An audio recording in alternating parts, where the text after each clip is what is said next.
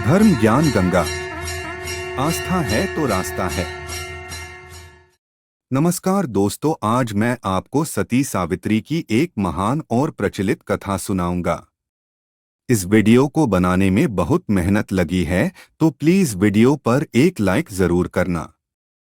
सावित्री प्रसिद्ध तत्वज्ञानी राजर्षि अश्वपति की एकमात्र कन्या थी।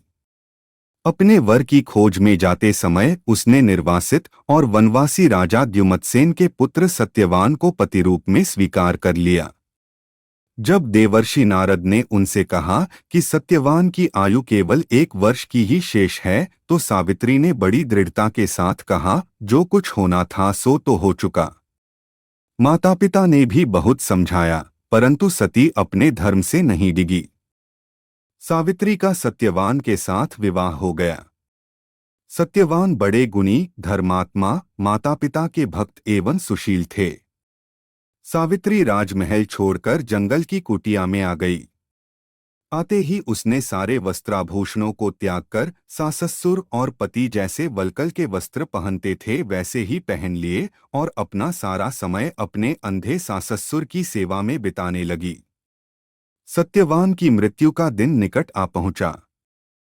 सत्यवान अग्निहोत्र के लिए जंगल में लकड़ियां काटने जाया करते थे।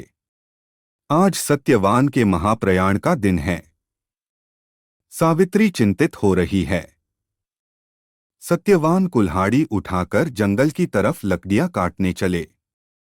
सावित्री ने भी साथ चलने के लिए अत्यंत आग्रह किया।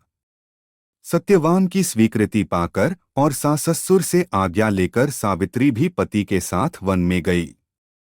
सत्यवान लकड़ियां काटने वृक्ष पर चढ़े, परंतु तुरंत ही उन्हें चक्कर आने लगा और वे कुल्हाड़ी फेंककर नीचे उतर आए। पति का सिर अपनी गोद में रखकर सावित्री उन्हें अपने आंचल से हवा करने लगी।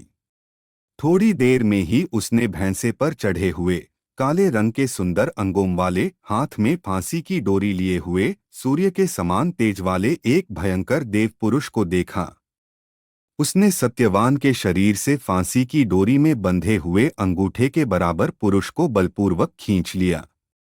सावित्री ने अत्यंत व्याकुल होकर आर्त स्वर में पूछा, हे देव, आप कौन हैं और मेरे इन हृदयधन को कहाँ ले जा रहे हैं? उस पुरुष ने उत्तर दिया, हे तपस्विनी, तुम पतिव्रता हो, मैं तुम्हें बताता हूँ कि मैं यम हूँ और आज तुम्हारे पति सत्यवान की आयु क्षीण हो गई है, मैं उसे ले जा रहा हूँ। तुम्हारे सतीत्व के तेज के सामने मेरे दूत नहीं आ सके, इसलिए मैं स्वयं आया हूं। यह कहकर यमराज दक्षिण दिशा की तरफ चल पड़े। सावित्री भी यम के पीछे पीछे जाने लगी। यम ने बहुत मना किया। सावित्री ने कहा, जहां मेरे पतिदेव जाते हैं वहां मुझे जाना ही चाहिए। यह सनातन धर्म है। यम बार बार मना करते रहे, परंतु सावित्री पीछे पीछे चलती गई। उसकी इस दृढ़ निष्ठा और पातिव्रत धर्म से प्रसन्न होकर यम ने एक एक करके वर रूप में सावित्री के अंधे साससुर को आंखें दीं, खोया हुआ राज्य दिया, उसके पिता को 100 पुत्र दिए और सावित्री को लौट जाने को कहा। परंतु सावित्री के प्राण तो यमराज लिए जा रहे थे, वह लौटती कैसे? यमराज ने फिर कहा कि सत्यवान को छोड़कर चाहे जो मांग लो। सावित्री ने कहा, यदि आप प्रसन्न हैं तो मुझे सत्यवान से 100 पुत्र प्रदान करें। यम ने बिना ही सोचे प्रसन्न मन से तथास्तु कह दिया। वचनबद्ध यमराज आगे बढ़े।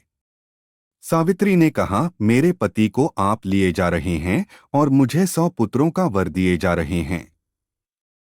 यह कैसे संभव है? मैं पति के बिना सुख, स्वर्ग और लक्ष्मी किसी की भी कामना नहीं करती।